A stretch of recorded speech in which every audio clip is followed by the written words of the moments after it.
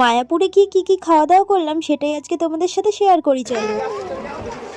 প্রথমেই মায়াপুর পৌঁছে একটা নিরামিষ দোকান থেকে পরোটা আর তার সাথে নিরামিষ ঘুগনি নিয়েছিলাম, যেটা আমার ভাই আমাকে খুব বাজেভাবে খাইয়ে দিল। তারপর পৌঁছেই আমরা নিয়ে নিলাম চপ, কারণ গরম গরম চপ এই ঠান্ডার মধ্যে খেতে মুড়ি দিয়ে দারুণ লাগে। তারপর এই ঠান্ডা তো কি, আইসক্রিম খাওয়া থেকে আমাদের কে আটকায়, তো আইসক্রিম নিয়ে নিলাম, আর আইসক্রিমটা প্রচুর শক্ত ছিল। তারপর আর কি, গণ একদিকে খাচ্ছে ছোলা সেদ্ধ আর এদিকে আমরা খাচ্ছি মুড়ি বেগুনি তার সাথে আলুর চপ, আর চপটা খেতে কিন্তু দারুণ ছিল।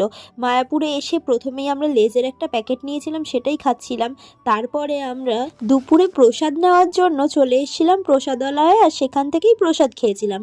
তারপর চলে এসেছিলাম গোশালায়, সেখানে এসে দই ক্ষীর অনেক কিছু খেয়েছি, আর দইটা তো দারুণ ছিল। তারপর নিয়ে নিয়েছিলাম হাওয়াই মিঠাই, যেটা দিয়ে আমি গণকে রাগাচ্ছিলাম। তারপর বাড়ি ফেরার পথে খেলাম 1 কাপ চা, তার সাথে খেলাম ঘটি গরম, যেটা খেতেও দারুণ লাগছিল। আর সবশেষে কচুরি খেয়ে রাতে বাড়ি চলে আসি। টাটা।